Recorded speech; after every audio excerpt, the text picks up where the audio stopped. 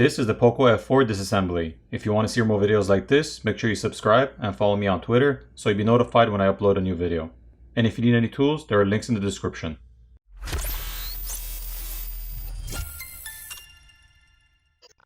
First, the SIM tray needs to be removed. Here's a better look at that. Next, we need to use a hairdryer or a heat gun to apply heat to the back plate to loosen up the adhesive underneath, and then we're going to use a plastic pry tool to pry the back plate off. Here's a better look at the glass back plate. The glass camera lens cover can be replaced by applying heat and prying it off. And here's a look at the other side. There are 17 Phillips screws that need to be removed. Now the top cover can be lifted up and removed. There's an antenna line drawn on the right side, which is this light gray color line. The NFC antenna is located to the left of that. And on the left bottom corner, there's the LED flash and light sensor. Looking at the back, there's graphite film to help transfer heat. There are two battery cables which need to be disconnected before we can proceed to disconnect the rest of the cables.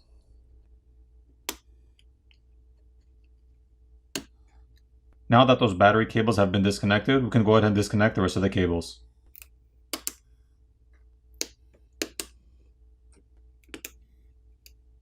There are two coaxial cables on the bottom right side of the board that need to be disconnected by just popping them off.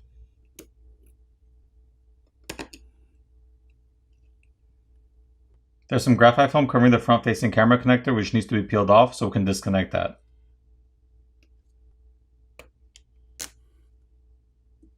The 20 megapixel front-facing camera itself is glued in place, so if we try to remove that, it would probably get damaged.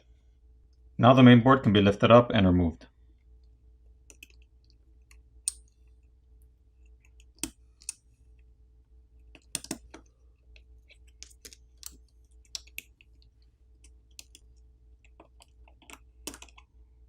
On the main board, there's a 64 megapixel main camera, an 8 megapixel ultra-wide lens, and a 2 megapixel tele-macro lens.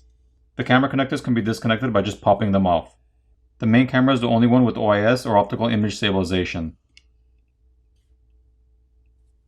There's a secondary microphone underneath the shield, an infrared or IR blaster on the top right corner, and some graphite film over the front shields to help transfer heat. Taking a look at the back, there's copper tape and thermal paste on the back shields to help transfer heat. Once the copper tape is peeled off, we can see thermal paste on top of the processor and these chips, as well as this thermal pad which sits on top of the memory, and a thermal pad on top of this chip. Here's a better look with the thermal paste removed. Moving on to the bottom speaker assembly, we're going to have to lift up the white coaxial cable out of its socket.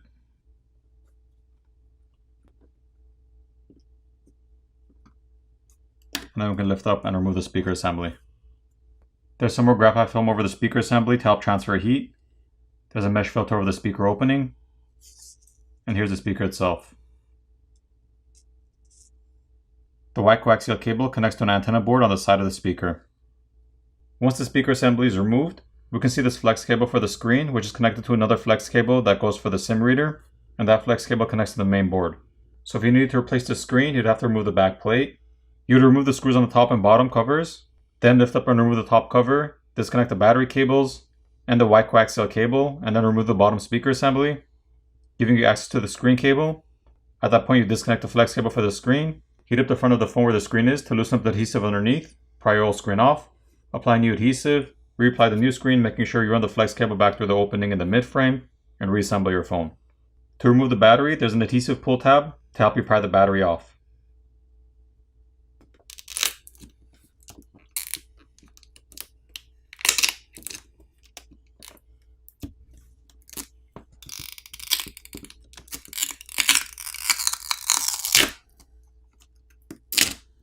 Here's a better look at the 4500 mAh battery.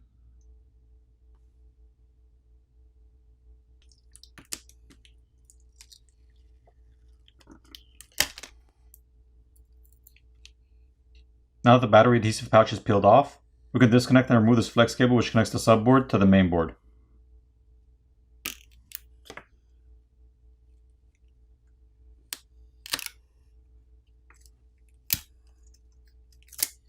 And we'll disconnect the flex cable for the screen. And then we'll peel off the flex cable for the SIM reader and remove it.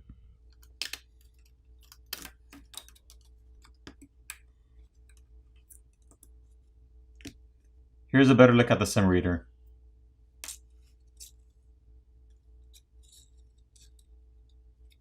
Now the subboard can be lifted up and removed, but be careful since the black coaxial cable is still attached underneath.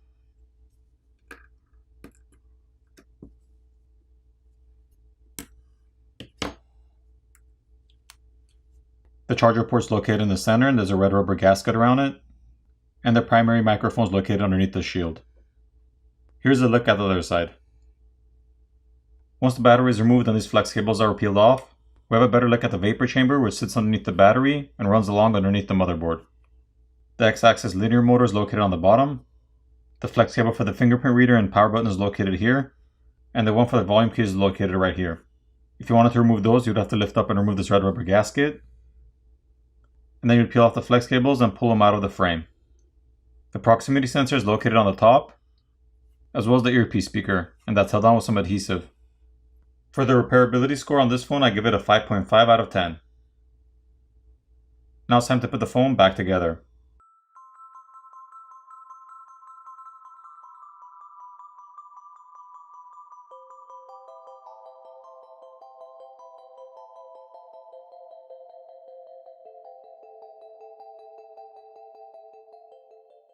Once all the screws are back in place, apply new adhesive and reapply the back plate. Flip over the phone, power it on, and you're done. I hope you enjoyed the video, and I'll see you in the next one.